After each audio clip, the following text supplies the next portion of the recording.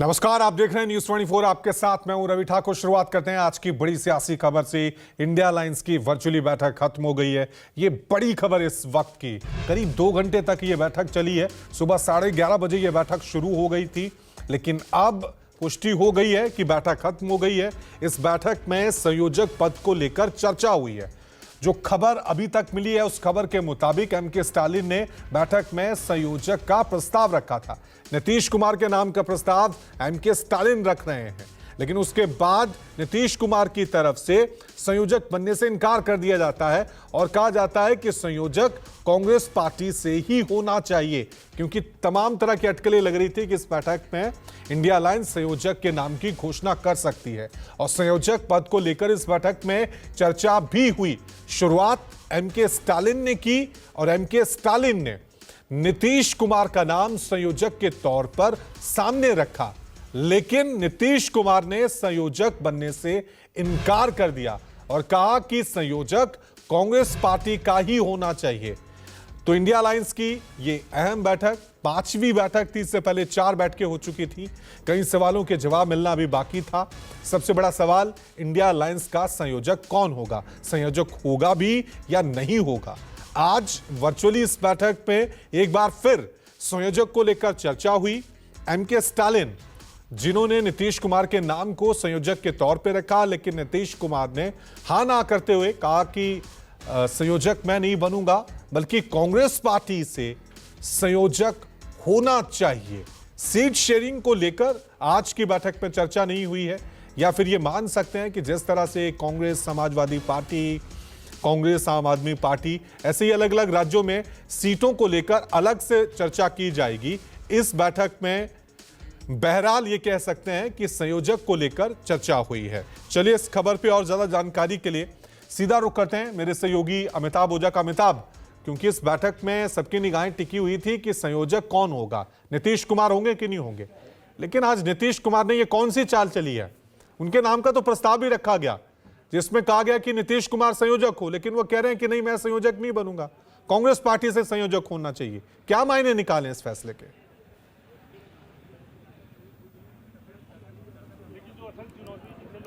देखिए बिस्रू, जिस तरीके से दिल्ली की बैठक के बाद नीतीश कुमार की नाराजगी की बात आई थी, हालांकि उन्होंने कहा था कि नाराज नहीं है, लेकिन आज की जो बैठक थी सबकी निगाहें लगी हुई थी और पिछले 1 सप्ताह से ये बात चल रही थी कि वर्चुअल बैठक होगी और इस बैठक में संयोजक बनाने का प्रस्ताव दिया जाएगा और ये आरजेडी के में से बात आई थी।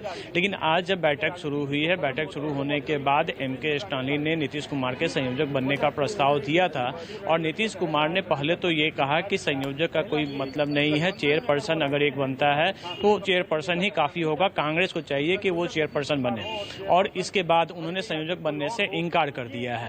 इसके अलावा आज की बैठक में जो संजय कुमार झा, जो सीनियर लीडर हैं जेडीयू के और मंत्री भी हैं, वो बाहर निकले सीएम आवास से और उसके बाद उन्होंने कहा कि आज की बैठक में जो सीट शेयरिंग की बात हो रही थी उस पर कोई चर्चा नहीं हुई है। नीतीश कुमार को ये मिला प्रस्ताव कि वो संयोजक बने, लेकिन उन्होंने साफ तौर पर इससे इनकार कर दिया है और कहा कि कांग्रेस को यह पद लेना चाहिए। और साथ में उन्होंने ये भी कहा था कि चेयरपर्सन होना चाहिए, या तो संयोजक या फिर चेयरपर्सन। तो निश्चित तौर पर देखिए भी नीतीश कुमार जिस तरीके से पिछले 1 सप्ताह से गहमागहमी यहाँ पे चल रही थी और तुरंत में वो पत्ते खुलने वाले नहीं हैं। और नीतीश कुमार के बारे में शुरू से अगर हम बात करें तो वो कभी भी अपने दरवाजे बंद नहीं रखते। तो अभी भी जो इस तरीके से आज उन्होंने जो इनकार किया और इस बात को लेकर ये कयास चल रहे थे कि अगर वो संयोजक बन जाते हैं तो जो कयास लगातार लगाए जा रहे थे कि कहीं पाला बदलेंगे या फिर कहीं और जाएंगे, तो वो उन चीजों को विराम लग जाता। लेकिन आज ऐसा नहीं हुआ और उन्होंने सीधे तौर पे संयोजक के पद से जो इनकार किया है। और साथ ही सबसे बड़ा जो दूसरा मुद्दा था सीट शेयरिंग का, जेडीयू ने अपना स्टैंड क्लियर कर दिया है कि 17 सीटें उसे चाहिए और जिन्हें इस गठबंधन में जिससे बात करनी है वो आरजेडी से बात करें, जो बिहार में दूसरी जो पार्टियां हैं जो इंडिया गठबंधन में शामिल हैं। तो इस मुद्दे पर भी आज बात नहीं बनी है। और सीधे देखिए, आपसे कुछ देर के बाद नीतीश कुमार और तेजस्वी यादव दोनों फिर एक साथ गांधी मैदान भी जाने वाले हैं। तो अभी हम सीएम आवास के सामने हैं और यहाँ पे तैयारियां शुरू हो गई हैं, क्योंकि गांधी मैदान में उनका कार्यक्रम है। इससे पहले यह कार्यक्रम 12 बजे से था, लेकिन फिर उसे 3 3 बजे कर दिया गया था, चूंकि वर्चुअल मीटिंग की जो समय था वो 11:30 बजे से शुरू हो गई थी। कुछ देर पहले बैठक खत्म हुई है। बैठक करने के बाद जो मंत्री संजय झा हैं वो निकले हैं और अब ये माना जा रहा है कि अभी भी नीतीश कुमार ने अपने पत्ते नहीं खोले हैं कि आगे वो क्या करने वाले हैं। ठीक है, तो ये नीतीश कुमार ये कौन सी रणनीति पे चल रहे हैं कि अपने पत्ते नहीं खोल रहे हैं, कभी संयोजक बनना चाहते हैं, कभी संयोजक बनने से इनकार कर देते हैं, ये आने वाला वक्त बताएगा। सीधा रुख करते हैं मेरे सहयोगी इंद्रजीत का। इंद्रजीत, लेकिन आज की बैठक में ममता बनर्जी शामिल नहीं हुई, लेकिन एक और बड़े नेता उद्धव ठाकरे वो भी शामिल नहीं हुए। कोई नाराजगी, क्या वजह रही?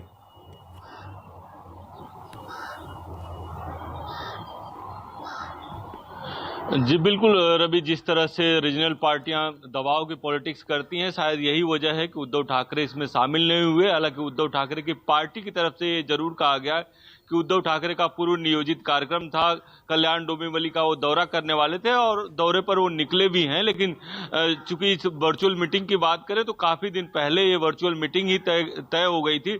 लेकिन उनके लोगों का कहना है कि करीब 10 दिन पहले ही उनका ये दौरा तय था। उनको कई सभाएं करनी थी, अपने जो शाखा प्रमुख हैं उनसे मिलना था।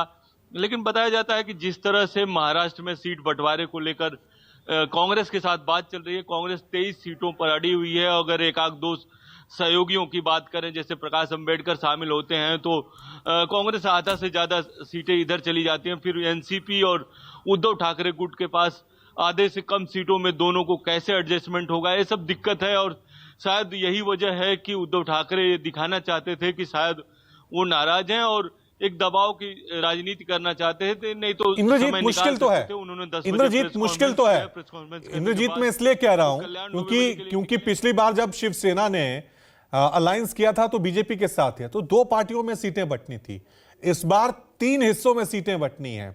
एनसीपी की तरफ से शरद पवार का जो गुट है वो भी सीटें लेगा, कांग्रेस भी सीटें लेगा, शिवसेना अपना हिस्सा मांग रही है और सीटें 48 हैं कुल। तो ये इतना आसान लग रहा है या फिर उद्धव चाह रहे हैं कि मेरा वही कद रहे जो पुरानी शिवसेना का कद था?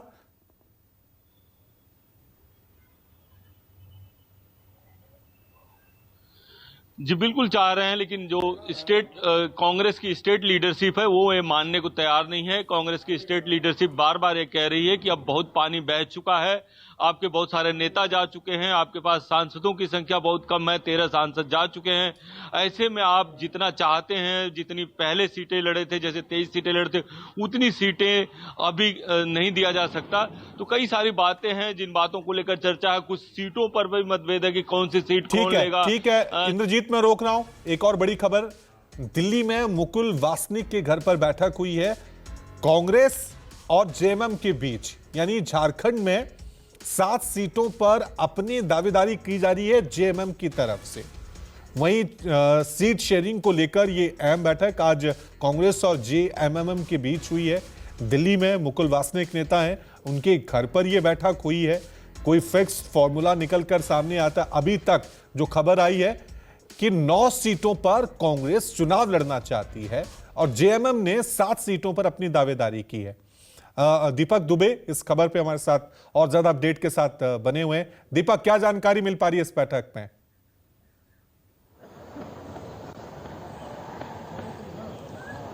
जी आपको बता दें, राष्ट्रीय महासचिव मुकुल वासनिक के घर पर इस वक्त बैठक हो रही है, जहां पर अशोक गहलोत जो राजस्थान के पूर्व मुख्यमंत्री हैं वो मौजूद हैं। इसके साथ साथ सलमान खुर्शीद मौजूद हैं। वहीं जेएमएम की तरफ से अगर बात की जाए तो जो परिवहन मंत्री हैं चंपाई सोरेन, विधायक सुदिव्य कुमार सोनू और इसके साथ साथ महासचिव सुप्रियो भट्टाचार्य, विनोद पांडे, ये मौजूद हैं। जेएमएम की तरफ से 4 सदस्यीय जो दल है वो यहाँ पर पहुंचा हुआ है। बैठक की जा रही है, तकरीबन 11 बजे के समय ये बैठक शुरू हुई है और कांग्रेस की तरफ से यह मांग रखी जा रही है, जो हमारे सूत्र बता रहे हैं कि 9 सीटों पर वो चुनाव लड़ना चाहते हैं। जबकि जेएमएम की तरफ से ये कहा गया है कि बाबूलाल मरांडी जो झारखंड में उनकी पार्टी थी वो बीजेपी में चले गए हैं। ऐसे में पार्टी का विस्तार जिस तरह से जेएमएम का हुआ है और कांग्रेस की जो हार हुई है, ऐसे में वो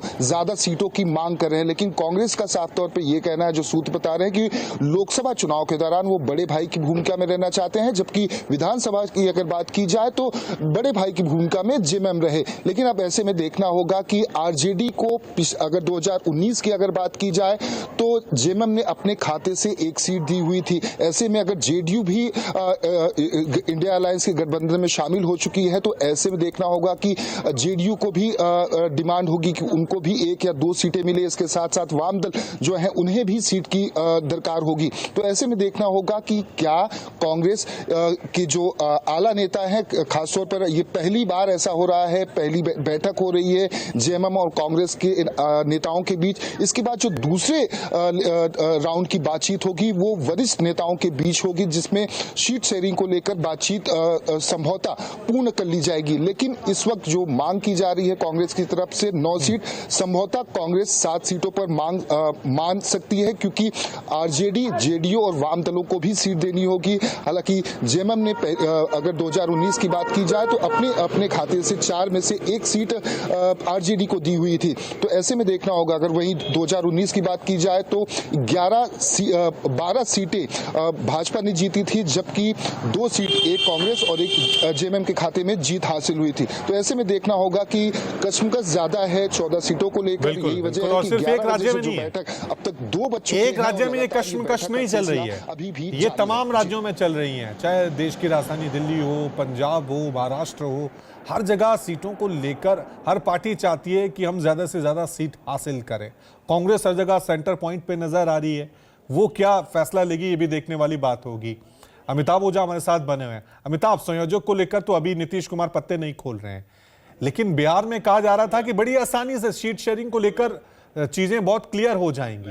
क्या आपको लग रहा है इतनी आसानी से हो जाएंगी? अभी पेच फंसा हुआ है वहां भी बिहार में भी सीट शेयरिंग को लेकर। दोनों लग रहा है कि नहीं रवि, अभी देखिए बहुत पेच फंसी हुई है यहाँ पे। जिस तरीके से अभी कांग्रेस ने 10 सीटों की मांग की है, जेडीयू ने 17 सीटों का दावा किया है और आरजेडी जेडीयू की इसके 16-17 सीटों का दावा उनका भी है। इसके अलावा जो लेफ्ट पार्टियां हैं, चाहे वो भाकपा माले हो, उन्होंने 5 सीटों का दावा किया है। जो सीपीआई हैं उन्होंने 3 सीटों का दावा किया है। माकपा ने 2 सीटों तक, तो ये आंकड़ा 54 का पहुंच जाता है और सीटें हैं 40। तो निश्चित तौर पर यहाँ पे भी पेच इतना आसानी से सुलझने वाला नहीं है और ये उम्मीद जो की जा रही थी, क्योंकि जेडीयू ने साफ कह दिया था कांग्रेस और दूसरी सहयोगी पार्टी को कि आपको सीट शेयरिंग को लेकर जो भी बात करनी है वो आप आरजेडी से बात करें, हमने अपना दावा रख दिया है। और तमाम लगातार जो जेडीयू के बड़े नेता हैं वो इसी बात को दोहरा रहे हैं कि हम उससे नीचे समझौता नहीं कर सकते हैं। जो हमारे सिटिंग एमपी हैं वो 16 हैं, एक सीट पे हम सेकंड नंबर पे रहे थे तो वो सीट भी हमारी बनती है। तो ये लगातार ये जो स्टैंड है वो जेडीयू का है, उससे झुकने को तैयार नहीं है। कांग्रेस ने 10 सीटों की मांग की थी, जो दिल्ली में उनकी बैठक हुई थी उसमें 10 सीटों की बात कही गई थी। आरजेडी के जो नेता हैं वो लगातार करे कि हम 16 से 17 सीट, तो निश्चित तौर पे जो वामपंथी और कांग्रेस सीट 40 है बिहार में, लोकसभा सीट 40 है, लेकिन डिमांड ऐसे की जा रही है कि आंकड़ा 50 से 54 तक हो जा रहा है। देखना यह है कि आखिर में सहमति क्या होगी, फॉर्मूला क्या निकल कर आएगा। उत्तर प्रदेश का रुख कर लेते हैं। मेरे साथ मेरे सहयोगी अशोक तिवारी बने हुए। अशोक, क्योंकि इंडिया अलायंस की बैठकों का दौर चल रहा है, लेकिन सबसे ज्यादा तीखी नोकझोंक और सबसे ज्यादा तीखी तकरार अगर कहीं देखने को मिल रही है तो वो है समाजवादी पार्टी और कांग्रेस के बीच। आज उत्तर प्रदेश की सियासत को लेकर अखिलेश यादव का इस बैठक में कोई रुख, कोई खबर?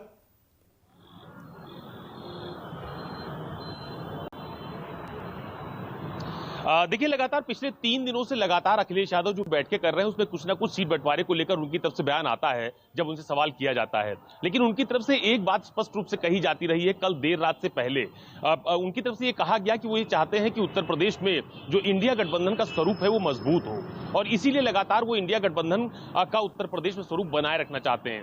हालांकि बीच बीच में जब गठबंधन में दूसरे दलों के शामिल होने की बात कही जाती है, मैं मायावती का जिक्र करना चाहता हूं, तो उस वक्त उनकी तरफ से ये जरूर कहा जाता है कि इंडिया गठबंधन की अब तक की जितनी भी बैठक हुई उसमें मायावती बैठक में मौजूद नहीं थी, तो इंडिया गठबंधन अपनी मजबूती से अपनी तरह से काम करेगा। लेकिन कल देर रात जो कुछ हुआ, कल देर शाम जब समाजवादी पार्टी की तरफ से एक ट्वीट किया गया जिसमें मुझे लगता है कि इतना तीखा हमला इंडिया गठबंधन का स्वरूप बनने के बाद से अभी तक समाजवादी पार्टी की तरफ से नहीं किया गया था। एक दौर था जब मध्य प्रदेश चुनाव में सीट बंटवारे का मामला आया था, उसमें विवाद हुआ था, तो उस वक्त अखिलेश यादव ने बहुत तीखा हमला किया था और उसके बाद कल देर शाम जब जो बैठक दिल्ली में होने वाली थी वो टल गई थी, उसके बाद ये तीखा हमला किया गया था। तो अभी फिलहाल चूंकि गठबंधन की जो बैठक थी वो अभी थोड़ी देर पहले समाप्त हुई है, अभी सीट शेयरिंग को लेकर क्या बातचीत की गई है, क्या वो पुराना ही जो आंकड़ा पेश किया गया था 30 से 35 सीटों का कांग्रेस की तरफ से, या समाजवादी पार्टी उनको 10 से 12 सीट देना चाहती है, क्या उसी पर बात रुकी हुई है, या कुछ सीटें समाजवादी पार्टी कांग्रेस को और देना चाहती है, या कांग्रेस अपनी कुछ सीटें कम करने को तैयार है। ये इन सब चीजों को लेकर फिलहाल अभी समाजवादी पार्टी के नेताओं की तरफ से कोई टिप्पणी नहीं की जा रही है। ठीक, कल देर रात भी लेकिन अशोक, मैं आपसे जानना चाहूंगा, सीट शेयरिंग को लेकर हो सकता है अभी खुलकर वो बोलने को तैयार नहीं हो, लेकिन मायावती को लेकर यह कहा जा रहा था कि कांग्रेस इंटरेस्टेड है कि मायावती भी इंडिया अलायंस में शामिल हो, अखिलेश नहीं है। तो इस बैठक में मायावती को लेकर भी चर्चा हुई होगी। समाजवादी पार्टी का क्या रुख रहा है इसमें पूरा, कोई खबर अंदर से?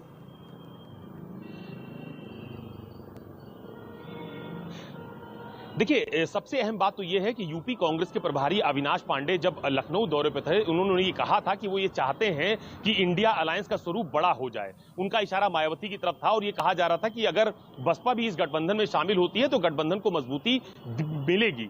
लेकिन एक बात बिल्कुल तय है कि यूपी की सियासत में पिछले लोकसभा चुनाव से लेकर इस लोकसभा चुनाव तक, यानी कि 2019 से लेकर 2024 के बीच समाजवादी पार्टी और बहुजन समाज पार्टी के बीच इतनी दूरी सियासी तौर पर बन चुकी है जिसका पटना फिलहाल मुश्किल है। तो ये तो तय है कि अगर इंडिया गठबंधन में समाजवादी पार्टी रहेगी तो बहुजन समाज पार्टी उस गठबंधन में शामिल नहीं होगी। ये अभी तक के सियासी समीकरण इस तरफ इशारा कर रहे हैं। दूसरी बात, अगर बहुजन समाज पार्टी या मायावती इंडिया गठबंधन का हिस्सा बनती है किसी भी परिस्थिति में, तो समाजवादी पार्टी उस गठबंधन का हिस्सा नहीं होगी। तो फिलहाल अभी तक जितने भी घटक दलों की बैठक हो रही है उसमें बसपा का कोई नेता न बुलाया गया है, न वो शामिल हुआ है। अंदर खाने ये जरूर बात कही जा रही है कि कांग्रेस पार्टी के कुछ नेता ये चाहते हैं कि उत्तर प्रदेश में अगर बसपा भी गठबंधन में शामिल हो जाएगी तो गठबंधन और मजबूत होगा। लेकिन सबसे बड़ा सवाल फिर वही आ जाएगा कि सीटों का बंटवारा जब समाजवादी पार्टी और कांग्रेस के बीच तय नहीं हो पा रहा है, तो अगर मायावती इस मैदान में कूदेंगी तो सीटों का बंटवारा कैसे तय हो पाएगा, ये बहुत बड़ा सवाल होगा। ठीक है, इंद्रजीत का एक बार फिर रुख कर लेते हैं। इंद्रजीत, उद्धव ठाकरे आज की बैठक में शामिल नहीं हुए हैं, लेकिन सवाल यह था कि शुरू में यह खबर भी आई थी कि उद्धव ठाकरे मान गए हैं कि नीतीश कुमार संयोजक होने चाहिए। तो संयोजक पद को लेकर महाराष्ट्र की सियासत से क्या खबर है? शरद पवार, उद्धव ठाकरे क्या स्टैंड रख रहे हैं?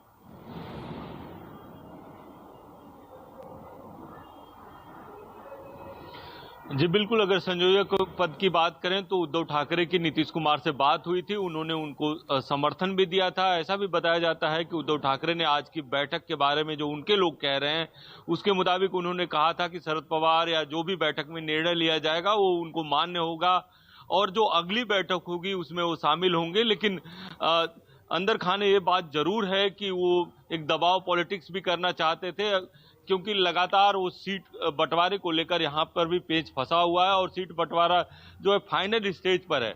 अगर कांग्रेस की बात करें तो कांग्रेस लगातार यहाँ पर 23 सीटें मांग रही है और कांग्रेस की तरफ से ये कहा जा रहा है कि दोनों पार्टियां, एनसीपी, शरद पवार की एनसीपी हो या उद्धव ठाकरे की शिवसेना हो, दोनों कमजोर हुई हैं, इसलिए उनका ज्यादा हक बनता है, उनके पास ज्यादा लीडर हैं, ज्यादा लड़ने वाले लोग हैं, इसलिए कांग्रेस ज्यादा सीट मांगती है। लेकिन जो उद्धव ठाकरे की पार्टी शिवसेना है वो 23 सीट मांग रही है, क्योंकि पिछली बार उसने 23 सीट पर लड़ा था, लेकिन पिछली बार 2 ही लोग पार्टी थी, शिवसेना और बीजेपी का ही समझौता था, तो कहीं ना कहीं 23 दे पाना मुश्किल है। लेकिन कितना नीचे आते हैं उद्धव ठाकरे ये देखना होगा।